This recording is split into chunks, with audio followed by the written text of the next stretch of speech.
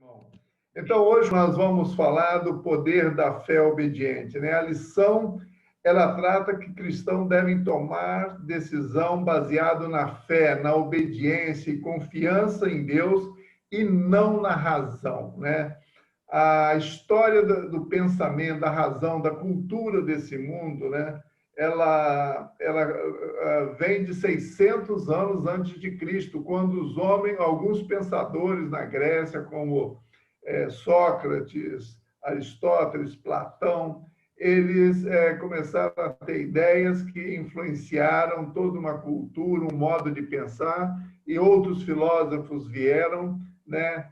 E o mundo todo ele toma decisões, ele pensa de acordo com esses pensadores, com esses filósofos, né, que se tornaram, de certa forma, a referência para tomarem decisões nas suas vidas pessoais, nos seus relacionamentos e até nos negócios, né? Porque também tem os pensadores econômicos que, infelizmente, não conhecem princípios da palavra de Deus e acabam estabelecendo políticas econômicas, sociais, completamente desalinhadas com os valores e princípios de Deus. E aí nós experimentamos o que nós temos experimentado a nível de pobreza, fracasso nas nações, né?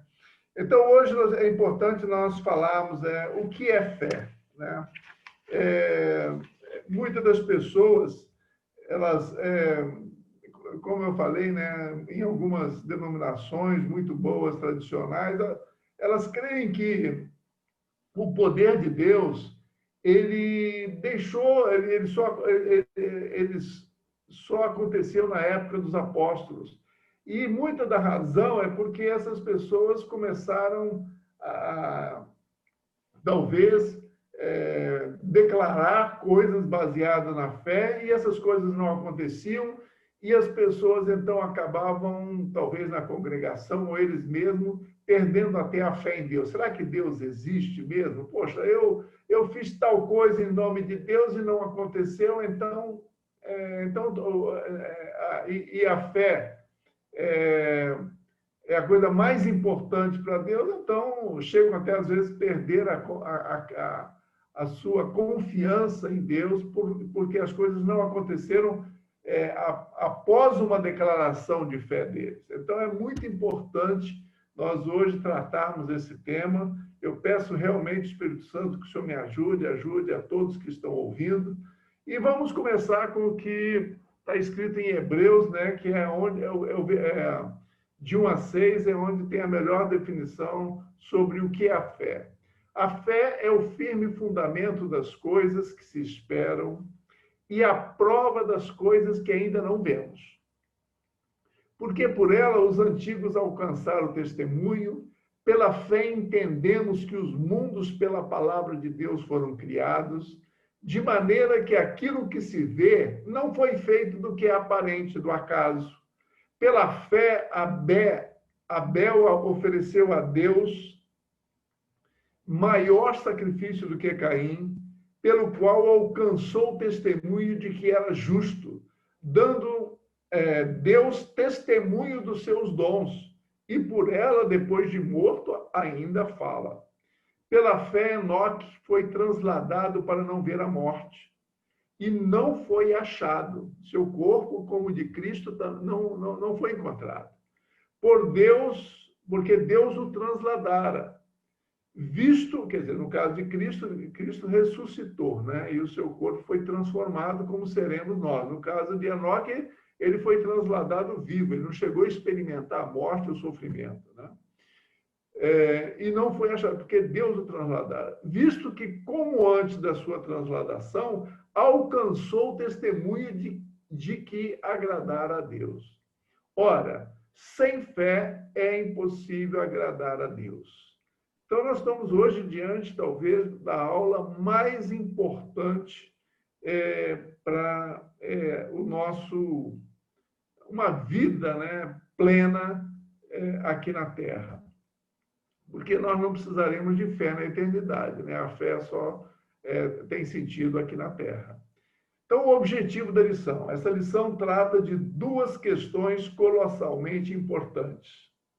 Primeiro, que nossas vidas e ministério de negócios devem ser construídos na fé e não na razão humana. Que a fé bíblica tem uma dimensão que frequentemente envolve provas, falhas e ajustes, como etapas da jornada da obediência e dos resultados esperados pela fé. A possibilidade de falha é essencial para o crescimento humano. Portanto, essa lição estabelece as bases para uma metodologia bíblica para a tomada de decisão. Segundo, integração da nossa fé cristã em toda a estrutura do nosso trabalho e, em particular, no nosso ministério no mercado.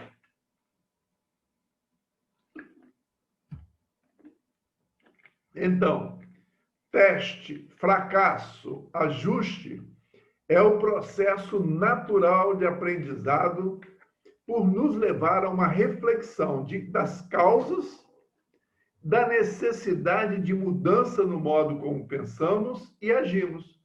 Então, o engano humano é que somos informados falsamente que o sucesso é medido pelo melhor atingimento das metas que estabelecemos para nós mesmos e em ajudar a outros a fazerem o mesmo. A verdade é que na vida e nos negócios, razão deve ser definida como aderir ou alinhar, como o Steve falou há pouco, a tudo que fazemos aos princípios bíblicos no nosso processo de tomada de decisão. O estabelecimento de metas pessoais e o planejamento estratégico nos ajudam a alcançar o verdadeiro sucesso só quando estão fundamentados na obediência ao que Deus ordenou a nós e quando submetemos a nossa vontade própria e independência a Deus, ou seja, nos tornamos dependentes de Deus. Mateus 22, 37 diz assim, e Jesus disse-lhe, amarás o Senhor teu Deus de todo o teu coração, de toda a tua alma e de todo o teu pensamento. Então, hoje nós vamos, assim, tratar de questões que, na realidade, nos fará entender com mais profundidade exatamente o que Jesus deseja que nós entendamos que é submeter, né? Amar ao Senhor teu Deus de todo o teu coração, é submeter todos os nossos desejos ao nosso bom Deus, né? De toda a tua alma, né? E de todo o teu pensamento. Então, em Deus, obediência e confiança, não razão, são a moeda de sucesso. Razão humana é um Deus falso. E nossa linha de prumo em Deus é fé, obediente e confiança. O que significa isso?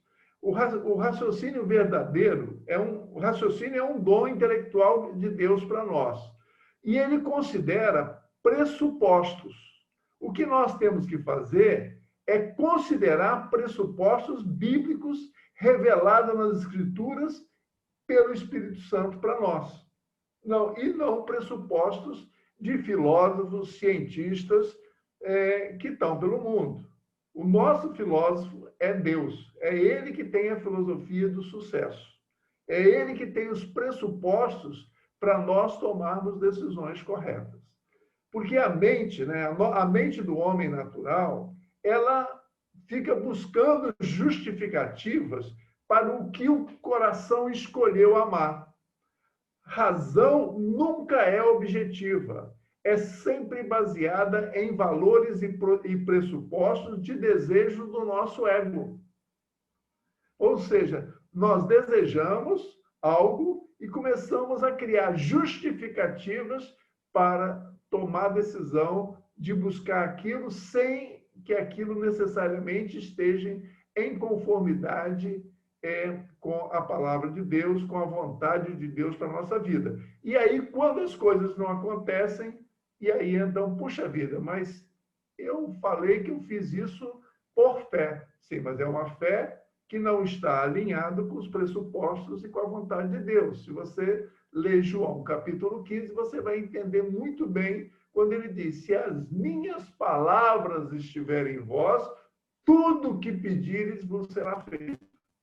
Sucesso, então, não é medido por honrar, sucesso, então, é medido por honrar a Deus, servir a todos os homens e mulheres como Deus declara que Ele quer que eles sejam servidos, e não como eles gostariam de ser servidos.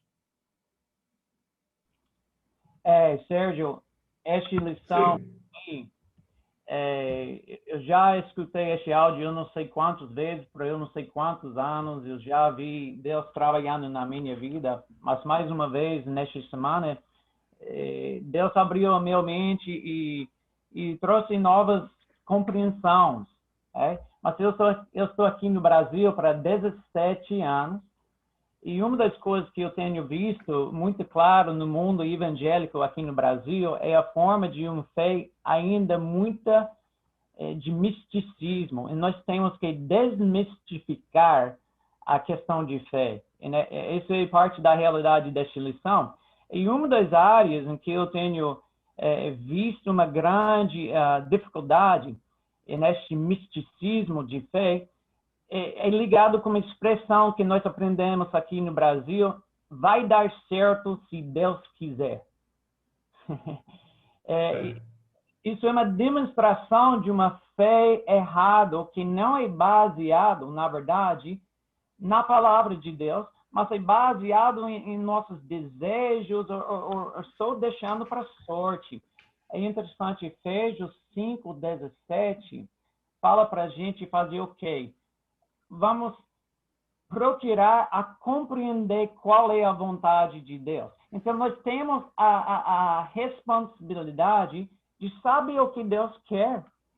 E isso é que é a base da fé. Fé vem através da palavra. E a palavra é ouvir a palavra de Deus. Então, enquanto nós temos a palavra de Deus, nós não escolhemos o que nós achamos e esperamos para Deus abençoar o que nós estamos fazendo para dar certo. Nós não divinamos.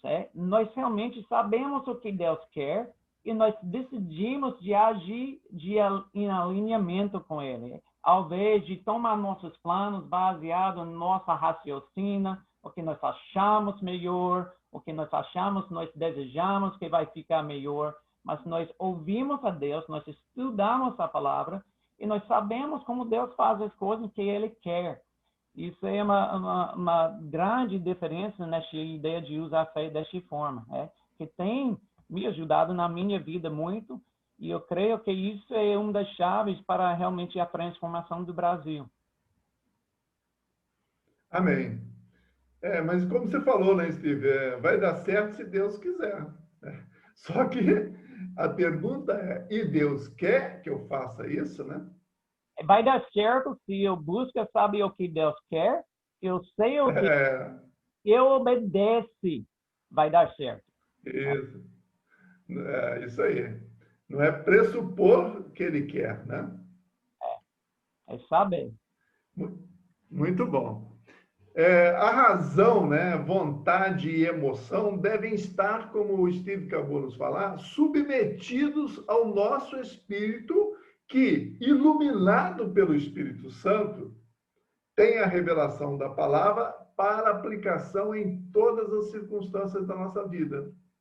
Então, razão e vontade e emoção devem estar submetidas ao nosso espírito, que está ligado ao Espírito Santo, que nos, através da revelação da palavra, nos mostra a aplicação para aquela circunstância. O espírito, né, o nosso espírito deve governar a nossa alma. E é ele quem está em comunhão com Deus. Né? Irmãos em Cristo, pastores, mestres, chefes cristãos, têm um papel fundamental de nos ajudar neste processo de avaliar se o que nós estamos tomando de decisão, né, porque por meio de 2 ou 3 testemunhas é que precisa ser confirmada se aquele plano é realmente um plano de Deus, né? Então, os valores fundamentais da Bíblia na tomada de decisão são: essa decisão considera as escrituras que tratam com esta situação ou outra semelhante. Esta decisão tem como objetivo principal obedecer e honrar a Deus e o desenvolvimento da minha moral, do meu caráter e dos outros e das virtudes de todos os participantes envolvidos. O raciocínio não deve considerar nossa inteligência natural. A inteligência é um dom divino. Só que o nosso raciocínio não deve só considerar a inteligência natural. E deve ocorrer fora de nossa alma.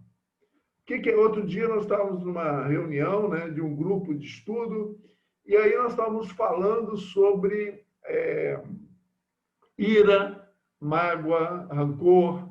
E uma das coisas, e todos nós, né, quando somos feridos, afetados, a nossa primeira reação é nos irarmos. Mas o que nós devemos quando percebemos que nos iramos? É o quê? É como se nós saíssemos do nosso corpo, né? Algumas pessoas já testemunharam que quando tiveram uma experiência de morrer e ressuscitar, elas chegaram a ver o corpo delas. Eu tenho feito essa experiência. Quando algo me afeta, eu falo, peraí, esse é um problema da alma e do corpo. Eles têm que se humilhar, eles têm que se consertar. Por que você está tão afetado, alma? Eu converso com a minha alma como se eu tivesse saído dela e eu falo, por que você está assim tão afetado? Né? Então, assim, é muito importante esse processo de nós, nesse nosso raciocínio, né, ocorrer fora das nossas emoções. Na queda, a vida da alma do homem dominou sobre a vida espiritual, mas em Cristo somos renascidos, como o Steve falou, espiritualmente. O nosso espiritual em Deus recuperou o seu papel de governante da vida. Só que nós temos que ajudar o nosso espírito a desempenhar a nossa função. E como alma, nos submetemos a ele. Porque ele é que está ligado ao Espírito Santo e o Espírito Santo é que esquadrinha o coração de Deus para nos trazer a verdade da vontade de Deus para nossas vidas. Então, engano mundano. Somos informados falsamente que fé é muito mais sobre acreditar em Cristo e na Bíblia do que em fazer as coisas no mundo real, muito menos no mercado. A verdade é que gerenciar risco trata de eliminar falsas premissas, o presumir de Deus, as parcerias não bíblicas e uma demanda resultante de um pensar de como achamos que deve ser, em vez de como Deus acha que deve ser. Nossa fé em Cristo e sua palavra deve ser levada para o mundo real das necessidades do bairro, do serviço comunitário e é uma aventura no mercado. Então, do ponto de vista humano, a fé é uma forma de risco que constrói o nosso discernimento e nossa confiança em Deus. A fé deve se tornar um estilo de vida. Não é um ato isolado quando decidimos ser espirituais para tomar uma decisão ou estamos diante de uma situação complicada. Fé é viver fora do nosso ser, como eu falei há pouco, em comunhão e obediência a Deus, seguindo e aplicando sua palavra a todos os relacionamentos e as facetas da nossa vida. Fé não é um salto, é uma direção cuidadosamente escolhida com base na observação das leis, princípios e valores que Deus estabeleceu para nós. Então, antes da fé ser aplicada, a realidade é confirmada. O que é isso? Antes da fé ser aplicada, a realidade é confirmada. Vamos ver dois exemplos. Deus diz a Abraão que ele será pai de uma grande nação quando sua idade e da Sara eram bem avançadas. Ora, qual era a realidade? Impossível.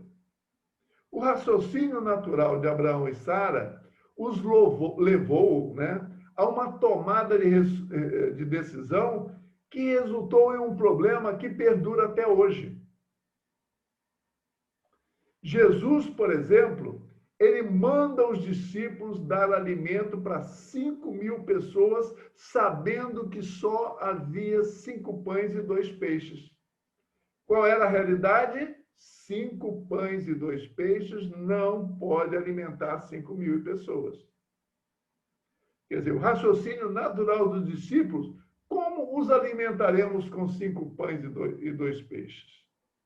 Então, a aplicação da fé, ela se aplica numa realidade onde o raciocínio humano não tem resposta. A resposta está em Deus, no poder de Deus, na manifestação dos dons de Deus. Uma pessoa está morta, biologicamente, é impossível aquele coração voltar a bombar sangue sozinho. Já deu um choque elétrico. Mas você declara em nome de Jesus, levanta e anda. E aquela pessoa levanta e o sangue começa a circular e já tinham passado 2 horas e o seu raciocínio volta ao normal. Nós temos que agir, né? A pessoa está com câncer terminal. Eu não posso raciocinar, mas o médico já fez quimioterapia, já fez radioterapia, já fez tudo, não deu certo e só deu 30 dias. Não importa. Eu declaro o corpo que está... mas ele não curou e não morreu. Mas eu fiz a minha parte. E Deus sabe todas as coisas. E, nesse caso, a vontade de Deus é Deus, né? Como Ezequias, o profeta mandou dizer, olha, o seu tempo chegou, ele pediu um tempo mais a Deus, Deus deu o tempo e houve um grande problema por Deus ter dado mais 15 anos a ele. Mas Deus atendeu e isso serve de exemplo para nós. Mas nós não podemos não fazer aquilo que Deus está nos orientando a fazer, ou que a palavra nos manda fazer, porque as circunstâncias falam o contrário. Fé, por ser um caminho, não um evento, envolve, primeiro, verificação das questões de qualquer situação do ponto de vista bíblico. Do ponto de vista bíblico, um morto pode ressuscitar. Qualquer enfermidade pode ser curada. Um osso pode ser restabelecido. Um pé chato pode voltar a ficar normal, porque eu já vi isso acontecer com os meus olhos. Eu vi o pé sendo reconformado. E a pessoa depois teve dificuldade em andar. E quem estava orando perguntou, você quer que o seu pé fique normal? Mas você vai ter que se adaptar depois a andar. Ele falou, não, eu quero. E ele teve dificuldade para voltar a andar. Por quê? Porque a vida toda ele andou com o pé chato. Então, agir após a aprovação de Deus, né, tem que ser agir após a aprovação de Deus, confirmada por 2 ou 3 testemunhas. Isso é bíblico. Resposta também pelos resultados. Os resultados nos mostram a necessidade de ajustes e correções.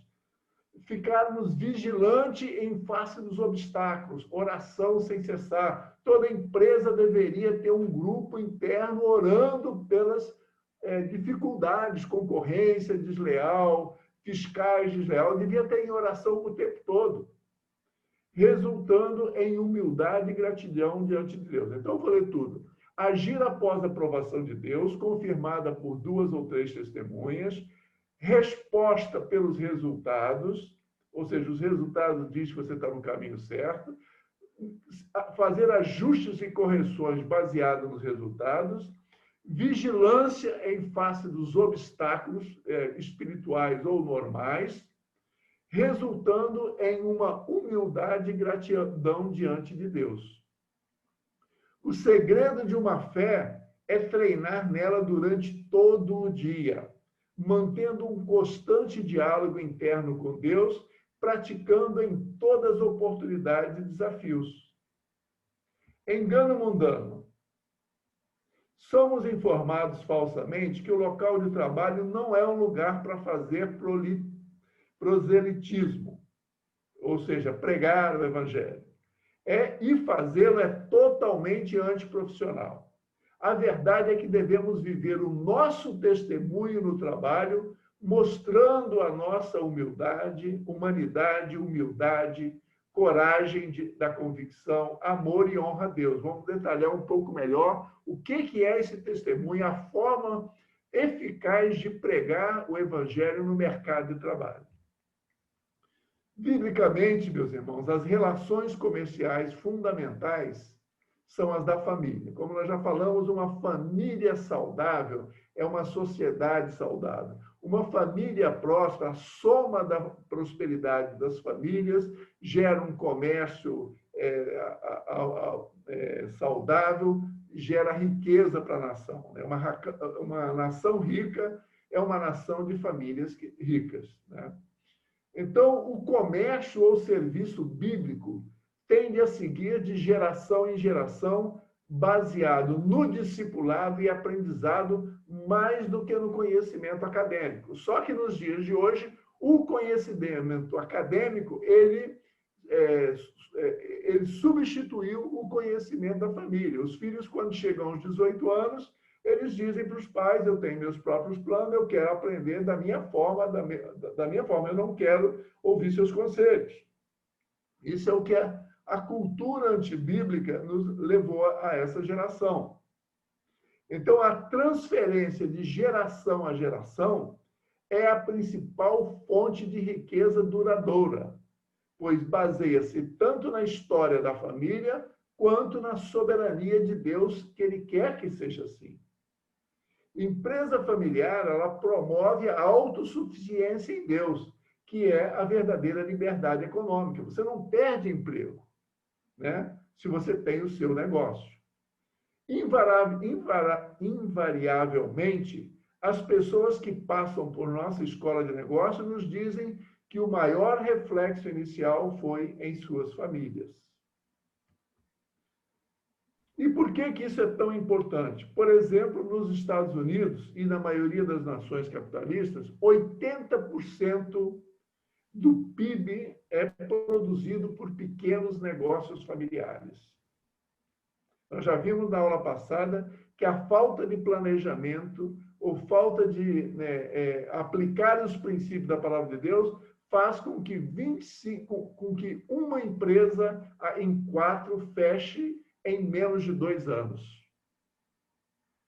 Então, a habilidade do governo, da família, é muito importante. É o requisito de Deus para escolher, inclusive, governantes da sua igreja, que é a instituição mais importante de Deus. O processo de decisão na família é o processo de decisão a ser usado em qualquer outro governo. A fé deve fazer parte desse processo de decisão no gerenciamento de risco nos negócios. Gerenciar risco, é eliminar falsas pressuposições, como achar que Deus vai fazer algo por nós que contradiz com a vontade dele. Por exemplo, você ser feliz num casamento, num julgo desigual, começar um negócio com sócios num julgo desigual, né? A unidade familiar é a unidade governamental básica de uma nação. Só um minutinho, meus irmãos. A chave do carro. Só um minutinho que eu estou precisando da chave aqui. Obrigado. Então, a cultura do reino de Deus no mundo faz com que os filhos rejeitem a vocação e orientação dos pais quanto à carreira profissional, opondo-se à cultura do reino de Deus. Essa cultura impede que a habilidade de uma geração passe para outra, resultando em um maior nível de conhecimento, inclusive da nação. Discípulos devem levar os filhos e netos a entenderem que Deus os colocou numa família, ou naquela família, por isso eles devem considerar a vocação da família na escolha da sua profissão. Se o nosso ministério é no mercado, então a nossa fé deve ser plenamente expressa lá. No contexto bíblico, até foi mandado um material, porque que não haja falha de interpretação no que nós vamos tratar agora. Não sei quantos chegaram a ler o artigo.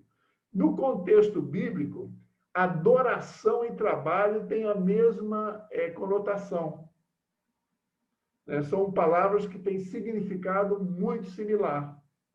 Nosso trabalho deve se tornar uma forma de adoração diante de Deus através dos resultados. O resultado de nosso trabalho demonstra a nossa revelação da palavra de Deus, valores que nós temos alinhados com os valores de Deus, objetivos, demonstra nossa ética, moral, habilidades relacionais, habilidades de administração, de pensamento estratégico e de caráter.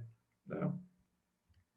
Então, termos atitudes nas reuniões da igreja diferentes do ambiente de trabalho, ou seja, ser domingo uma pessoa, ser em casa outra, ser domingo uma pessoa e ser no trabalho outra, é o resultado de não termos a revelação de que o trabalho com excelência é adoração a Deus. Como os não salvos no mercado de trabalho desejarão ouvir de Jesus se não formos uma luz no meio deles? No mundo dos negócios, não precisamos de uma campanha evangelística. Por quê? Porque nós passamos 44 horas semanais, quem é CLT e quem é empresário passa mais do que isso normalmente, no meio dos não salvos. Então, ali é que nós testemunhamos de quem somos quando Cristo está em nós, ou nós em Cristo. Então, fé no mercado é mostrarmos nossa vida em Cristo através do nosso amor a Deus e ao próximo, nosso caráter, do fruto do Espírito Santo, que é mansidão, bondade, longanimidade, né? Dos dons do Espírito Santo, é ver uma pessoa enferma ou alguém teve um mal, deixa alguém chamar o médico, né? Como eu falei, uma vez eu dei esse testemunho, eu acho. Eu estava pregando e eu vi uma pessoa falecendo na minha face, a face dela desfez e imediatamente eu ordenei, espírito volta para esse corpo e eu percebi, e quem estava do lado, aquele rosto voltar à conformidade e aquela pessoa despertar. Mas eu falei, chama a ambulância. E levaram ela, foi falta de fé? Para mim foi prudência, porque ela levaram ela para o hospital e confirmaram que não tinha sequela nenhuma, né? Mas em qualquer circunstância, poderia ser num ambiente de trabalho. Uma pessoa, você vê, teve um mal súbito, ou chegou mancando, doente, você chama ela para uma sala, se não quiser fazer na frente de todos, por causa da atmosfera, não é uma atmosfera de fé, chama ela para uma sala de reunião, ou marca com ela e fala assim, olha, eu gostaria de orar por você. E vai lá e ora, e meus irmãos, já tive experiências no ambiente de trabalho, não foi uma nem duas vezes, de ver pessoas curadas. Então, fé no mercado de trabalho é mostrarmos, por exemplo, nossa preocupação com vida sem emprego. Eu, pelo menos, eu sei de alguém que está desempregado, eu começo a articular, começo a pensar. Se eu mesmo, às vezes, tenho uma oportunidade de chamar um profissional mais qualificado, eu chamo ele e falo, olha, eu tenho esse trabalho, eu sei mais ou menos o que tem que fazer, você está disposto a fazer? Ah, estou, então eu vou te orientar. É assim, estar o tempo todo não aceitando, como Jesus, né? Daquela parábola que um homem sai para buscar pessoas para trabalhar e chega no final ele paga a mesma coisa. Ou seja, ter esse coração de que as pessoas precisam se sustentar através de trabalho. Nosso compromisso é investir na capacitação dos outros, com nossos bens, talento e tempo. Discernir onde investir é a chave para a prosperidade da crise, como no caso de Eliseu e aquela viúva, que ela pegou a última coisa que ela tinha e ela investiu em alimentar o profeta e prosperou de uma forma tremenda. Então, nosso compromisso de melhorar nossa habilidade em pescar homem é outra maneira de mostrarmos nossa fé no mercado. Isso pode incluir micropesca pessoal, né? Ou macropesca, que é a divulgação de teoria e prática da economia do reino, como às vezes nós fazemos numa live. E ali pessoas falam, puxa vida, eu quero conhecer mais desse Deus. Que coisa sábia esse camarada está falando. Eu entendi por que essas coisas não estão funcionando na sociedade. Então, o local de trabalho é onde devemos testemunhar com atitudes de compaixão, humildade, defesa sem medo de nossas convicções alinhadas com os princípios e valores do reino de Deus. Engano mundano. Somos informados, né? Eu acho que eu vou dar uma parada agora, de 5 minutos para um intervalo rápido. E se alguém tiver também alguma contribuição para dar, eu peço que encaminhe pelo chat para o Renan, e também quem quiser ir ao toalete, banheiro, tem assim uma oportunidade, né? Tá bom? Eu vou aqui parar de compartilhar agora nesse slide. Temos alguém que gostaria de alguma contribuição? Pessoal, podem abrir o microfone e eu me mandei uma mensagem no chat aqui, tá bom? Tá. Alô, eu gostaria de falar. É possível? Oi, Carmen, por favor. Tá. Muito interessante e muito bonito. Agora, eu tenho que falar que no último emprego, eu já falei isso para vocês, eu tentava fazer as coisas melhor e tal e qual, e só levava represálias, tá? Eu já falei para vocês, assédio sexual, assédio moral, gritaria, palavrões e sempre desqualificada. Então, a gente pode aplicar as coisas de Deus, mas quando a pessoa está empregada debaixo de um jugo de uma pessoa que é maçom, dia 24, sexta-feira, de 24 de agosto de 2012, fui para casa, dia 25 fui atropelada. Então, num lugar desses é impossível, que eu fui parar no hospital e estou assim com aquelas sequelas daquela época. Então, isso é que eu quero falar, que falar as coisas de Deus em certas cúpulas, em certas diretorias, não funciona, não. Alguém mais? Alguma contribuição? Tá. Obrigado, Carmen. Então, vamos seguir com a nossa... e depois a gente pode, no particular, no grupo, né, debater mais essa questão apresentada pela Carmen, né? Então, engano mundano.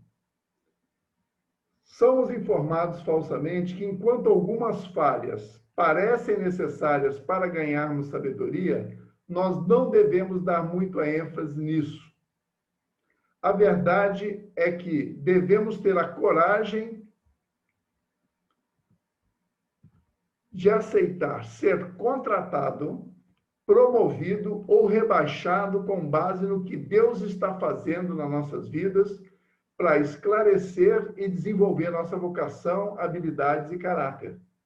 O fracasso é essencial para o crescimento do ser humano. E é isso que nós vamos agora concluir nessa segunda parte aqui do nosso estudo. Então, falhar e permitir que outros falhem é uma espada de dois gumes que contribui para a nossa maturidade. Falha no curto prazo é parte do processo de aprendizado. As consequências são nossas melhores professoras. Nós aprendemos mais com os erros, com as falhas, do que com os acertos. A questão é como essas falhas nos ajustam. A preocupação deve ser a resposta das pessoas ao fracasso. Não que nós falhamos ou que eles falharam, que fulano é culpado. Todos nós devemos ter lista de nunca mais, baseado na análise das causas das falhas que nós tivemos. Nunca mais vou fazer isso, porque eu entendi que a causa daquela falha foi essa. Então, o desafio é como ajudar as pessoas que fracassam. Compaixão antibíblica causa dano maior e os aprisiona em seus erros ou estilo de vida sem arrependimento. O que é isso? É você dar dinheiro para uma pessoa que está pedindo na rua para comprar droga. Sérgio, Sim. só queria voltar um pouquinho que tu falaste, quero só fazer uma observação que eu creio que é importante para nós podermos até para o debate. Quando a pessoa, como tu lesse ali no slide, eu só quero reler, a verdade é que nós devemos ter, um pouquinho antes no anterior, a verdade é que nós devemos ter a coragem de aceitar ser contratado, promovido ou rebaixado com base no que Deus está fazendo para esclarecer e desenvolver a nossa vocação, habilidades e caráter. O que eu quero, o que eu entendo com isso aí? Quando nós conseguimos chegar a isso, ou levar as pessoas a chegarem a isto, eu creio que nós já andamos muito. Por quê? Porque, como tu falasse, às vezes nós queremos ajudar as pessoas e as pessoas não entendem. As pessoas, elas têm um outro tipo de pensamento e acreditam que se tu tentasse ajudá-las e elas não conseguiram aquilo que tu fizeste por elas, porque eu fui boicotada ou não me entenderam, ou seja, ela não consegue entender que o propósito de Deus é soberano em toda e qualquer situação. Então, eu digo, isso muitas vezes nos frustra, né? Nós queremos ajudar as pessoas, fizemos o máximo por elas, mas elas não entendem. Então, elas não têm a entendimento de que realmente Deus, a vontade de Deus foi soberana e elas não ocuparam ou não permaneceram porque Deus assim não permitiu. Então, eu acho interessante esse aspecto de, principalmente dentro da empresa, como nós precisamos ajudar as pessoas a terem esse entendimento, né? De que realmente a vontade de Deus é soberana em tudo. Amém, meu irmão. É isso que nós estamos aqui vendo, né? Que uma compaixão antibíblica, deixar uma pessoa numa posição que está claro que Deus não a criou para fazer aquilo, né? Você vai aprisionar ela, vai impedir que ela se desenvolva. Às vezes é um artista maravilhoso, né? Um desenhista, você vê, né? Você contrata ele como desenhista de peças, mas você percebe que na hora do almoço ele cria, né? Desenhos maravilhosos de ambientes e tal. Você fala, cara, por que você não vai trabalhar nisso? Você vai ficar aqui a vida toda desenhando porcas e parafusos, né? Então, também, às vezes, levar isso, né?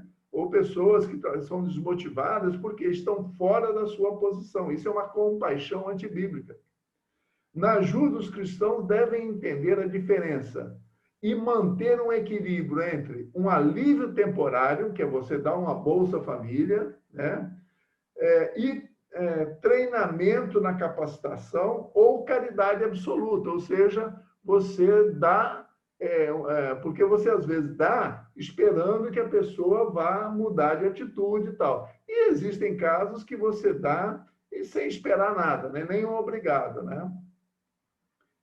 Principalmente quando são pessoas que realmente têm uma condição de não poder trabalhar ou qualquer outra sequela. A política social ocidental moderna não mantém essas distinções claras e muitas vezes é um desastre. É manter, por exemplo, um auxílio, um benefício eternamente, tornando uma população, como nós já falamos aqui em outras aulas, sem uma motivação maior para ir para o trabalho. Principalmente aqueles que pensam que trabalho é uma maldição e vivem essa realidade. Então, no longo prazo, nós não ajudamos as pessoas empregando-as fora de suas funções, conforme meu irmão Renato acabou de falar, fora do seu destino, ou usando-as sem atualizar suas habilidades, treiná-las, né? Ou protegendo-as das consequências de suas ações. Não demitir, né? Como eu falei, já dei esse testemunho, no início da minha carreira profissional, eu protegia maus funcionários cristãos, porque eu entendia que eu deveria agir dessa forma para agradar a Deus, porque eu era responsável por ele, né? Eu sou responsável, sim, por ele, para mantê-lo em alinhado com a vontade de Deus. E, às vezes, ele experimentar uma demissão para ele poder corrigir o mau hábito, né? Então, o fracasso nos mostra onde somos vulneráveis, onde precisamos praticar mais. É muito importante nós termos essa revelação, né? Por que nós fracassamos? Onde nós temos que melhorar nossa habilidade. Como o Steve falou, Deus usa todos aqueles que estão capacitados para serem usados, né? E as falhas nos ajudam a melhorar nossa destreza, nossa habilidade, para um dia Deus poder nos colocar numa posição onde os desafios exigem uma maturidade, experiência, habilidade de comunicação melhor. Se servimos a Deus, devemos estar preparados para sermos treinados, promovidos, rebaixados pelo fracasso, que é a oportunidade para reavaliarmos, nos arrependermos, nos reestruturarmos e passarmos a reconstruir a maneira de Deus. É nossa oportunidade de suprir lacunas em nosso caráter, por exemplo. Isso eu acho muito importante, meus irmãos. Então, nosso trabalho é nossa adoração.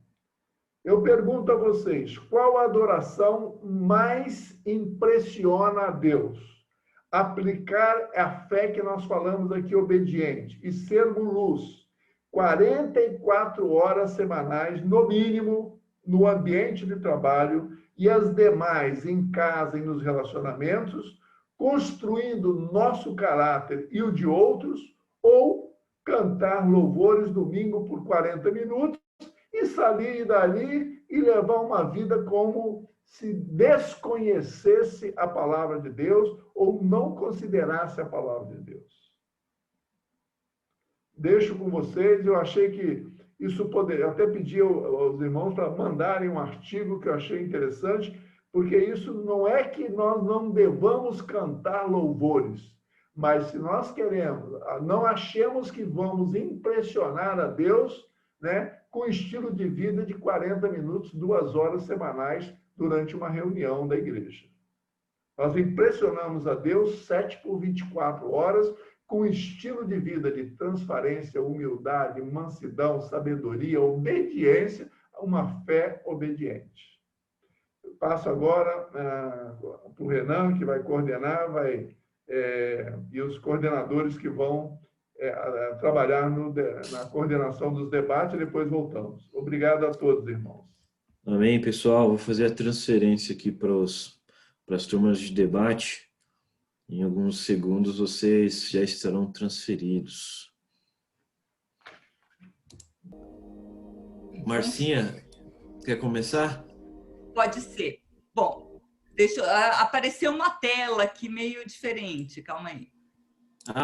Eu estou compartilhando a música de fundo aqui do Soaking. Tá bom. Gente, devido a pedidos e ao sucesso da última aula, quem vai apresentar novamente pelo nosso grupo é a Carmen, tá bom? Tá achando o quê? Vai lá, Carmen, tá com você.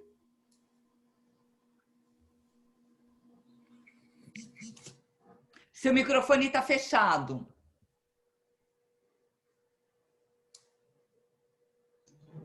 Agora sim. Bom, a pessoa falou que Deus honra o plantio, depois houve outro que falou que realmente temos que discernir e escolher as pessoas com quem iremos trabalhar. Porque há muitos fatores que depois de que se faz um negócio, se assina um negócio, a pessoa pode descobrir que a pessoa é estelionatária, que é um salafrário, que é uma pessoa que tem dívidas, que faz negócios ruins, não? Então, temos que analisar bem e outra, orar muito a Deus para que Deus nos dê a clareza de quem é quem. Logicamente que tudo que a gente for fazer, a gente está sempre com a fé de fazer o certo, ou seja, que irá dar certo, não assim com uma expectativa toda negativa e não, a coisa tem que ser bem clara com Deus, bem direcionada, não? Depois, os fracassos diz que é essencial para o crescimento. Então, amém. Não? Então, quer dizer que os fracassos não é uma frustração e paramos lá atrás e assim continuarmos pela vida. Não. A gente, dentro do barco de Cristo, o que vai fazendo é a palavra de Deus vai nos limpando, vai nos curando, vai nos libertando e com isso a gente tem condição de agregar coisas novas, aprender coisas novas, o que já eram para ter aprendido e ninguém soube explicar, não?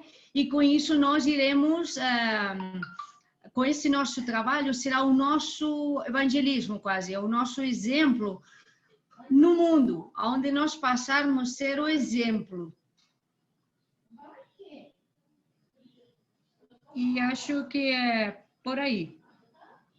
A pessoa, tem um aí que com 46 anos se sente velho, então, olha só, temos que ser adultos com o amadurecimento certo, porque eu, ao longo dos anos que eu tenho, encontrei muitas pessoas, eu já falei aí, que a experiência deles se pode jogar fora, que não serve de nada.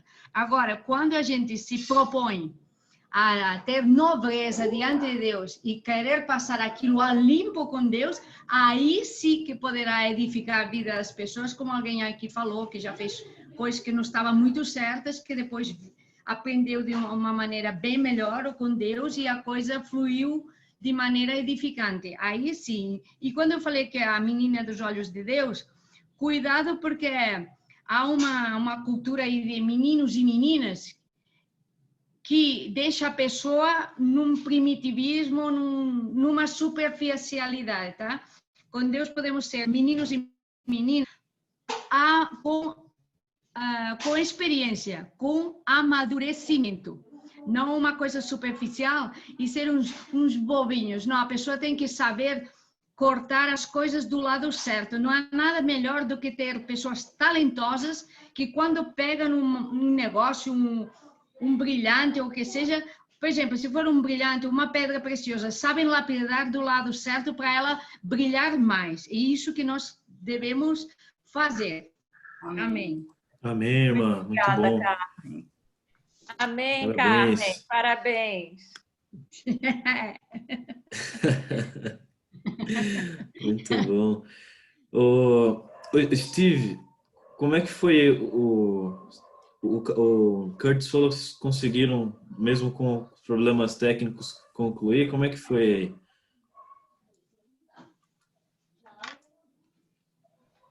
Irã, tem alguma coisa que pode falar ali? Porque eu fiquei fora quase o tempo todo.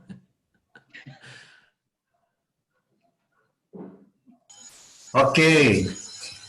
Vamos lá. Foi também, não deu tempo a gente chegar a discutir o segundo tempo, né?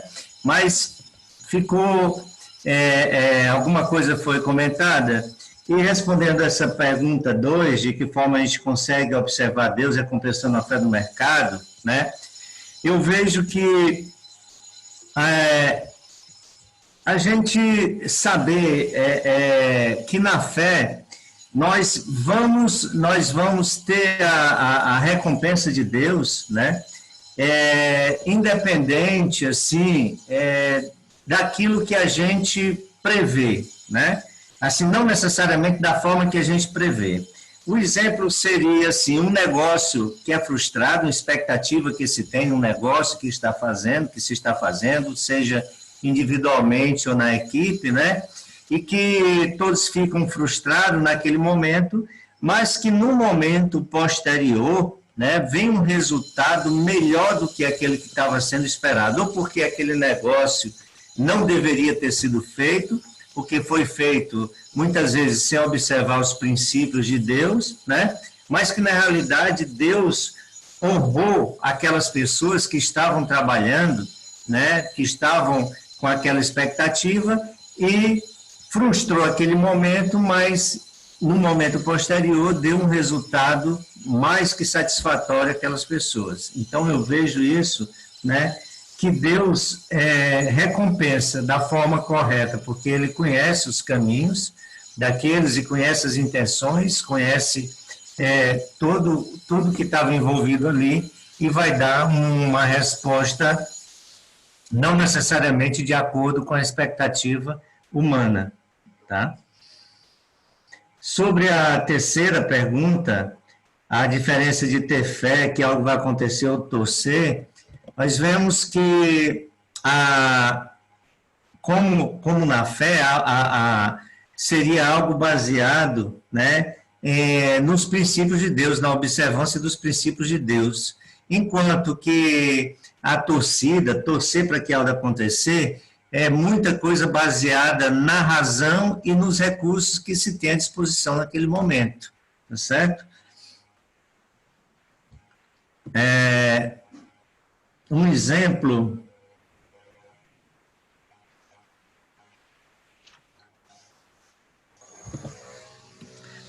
poderia também ser, no caso, parecido com o exemplo anterior, no caso de mesmo um negócio frustrado, né, mesmo de alguma coisa assim, mas a gente saber que pela fé, né, aquilo se acontecer ou não acontecer, ele depende da vontade soberana de Deus, e não na vontade nossa, na vontade humana.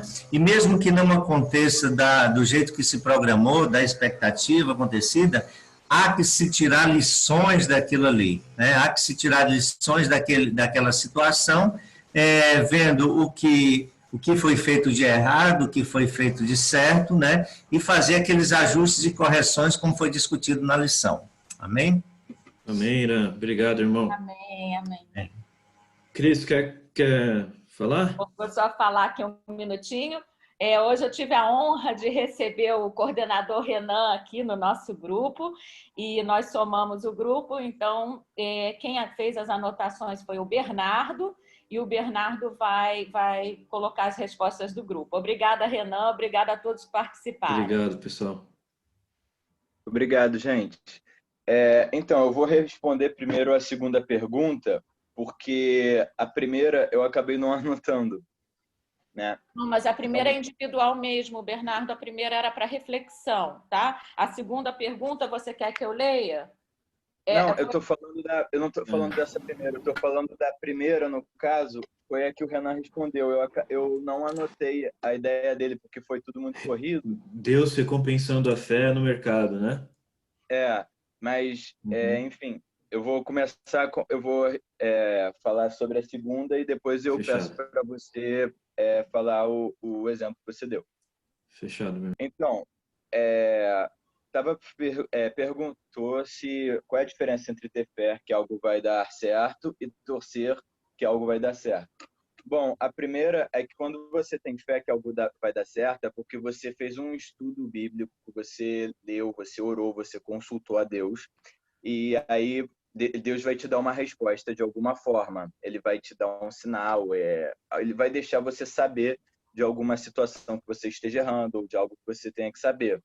Então, isso envolve muito a consulta. E o torcer para algo vai dar certo, você não consulta a Deus, você simplesmente torce para algo vai dar certo, que algo dá certo, e você não sabe nem o que você tem que fazer, nem como saber, porque você não consultou a Deus.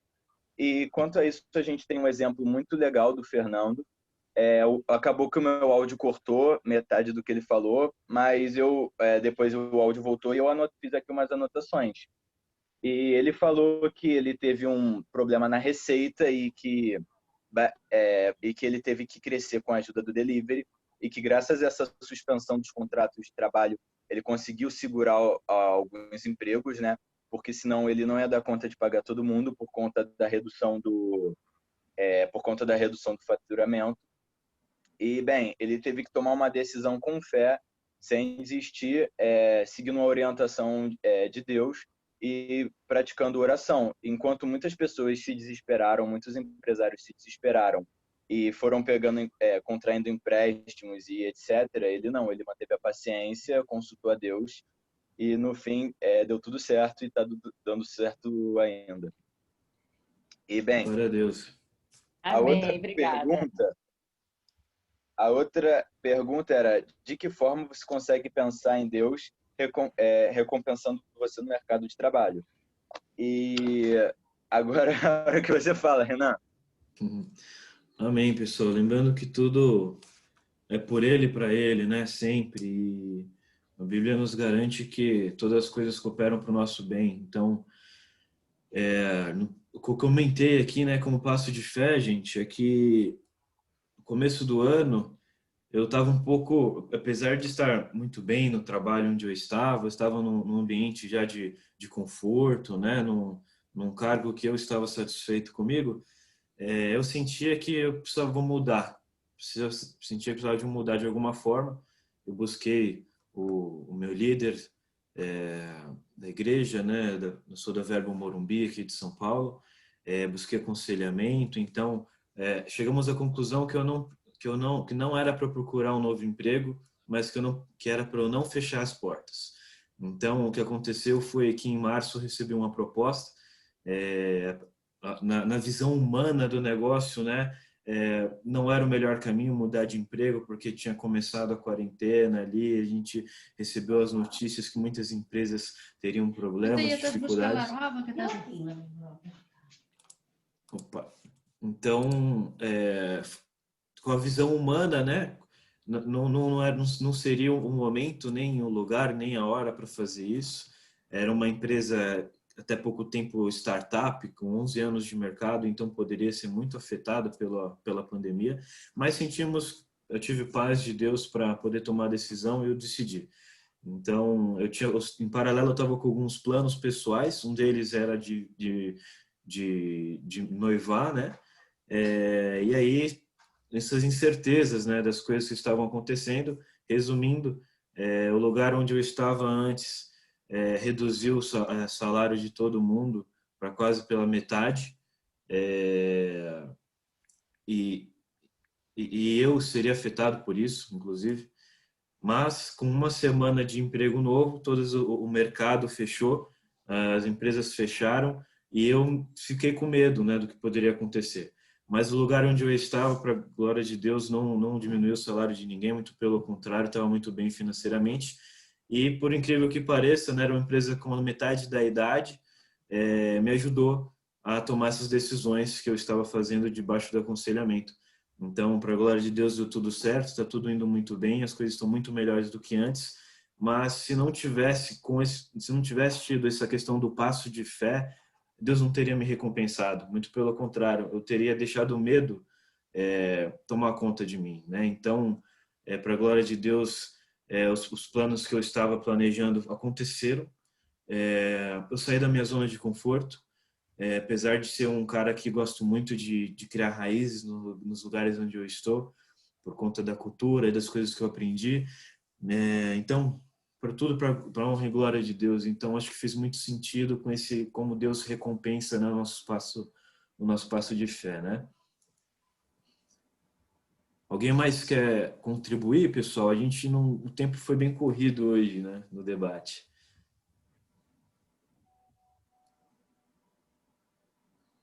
Um de cada vez. Excelente, irmão, excelente. Amém? Amém. Bom, então tem o grupo também, pessoal, contribuir. Quem não conseguiu fazer o exercício completo individual, pessoal, a gente encoraja vocês a fazerem agora ou depois, quando tiverem um momento a sós. É muito importante fazer essa reflexão como pessoa, como cristão. E, Sergião, A gente ainda tá num tempo bom aí, 10h43 agora. Volta a bola para você. Eu só vou compartilhar essa tela aqui. Amém. Vocês estão vendo essa tela? Quem Sim. quiser tirar a foto para poder fazer o exercício, se não anotou, fazer o exercício do número 1 em casa. Vocês estão vendo a foto? A tela? Aí vocês podem tirar uma foto com o celular ou pedir ao seu coordenador para enviar para vocês o exercício. Tá bom? No mais, irmãos, eu quero agradecer a todos, né? Animar a todos que persistam. Nós teremos a nossa formatura dia 12, nós queremos fazer um grande evento. Teremos a participação do Denis Peacock conosco e nós queremos fazer... Então, eu quero animar todos a poderem estar conosco nessa formatura e, para chegar lá, nós precisamos assistir, participar, estudar, né? Para merecermos o nosso diploma. Então, agradeço mais uma vez a todos. Eu abençoo a cada um para que nós possamos estar aprendendo, porque nesse curso não existe um professor. Nosso professor é o Espírito Santo. Ele sim é o nosso professor. A gente aqui somos facilitadores dele. E então eu agradeço a participação de todos. Eu os abençoo como família, abençoo como indivíduos, para que todos possamos prosperar nos caminhos do Senhor. Uma paz, meu irmão. Fiquem com Deus. Amém, pessoal. Amém, amém. Amém. Obrigada. Obrigado. Deus abençoe. Amém. Deus abençoe, Pai do Senhor, a todos. Amém. Glória a Deus. Fique com Deus. Paz. Tchau, uma ótima semana abençoada. Tchau, pessoal. Tchau, gente. Tchau.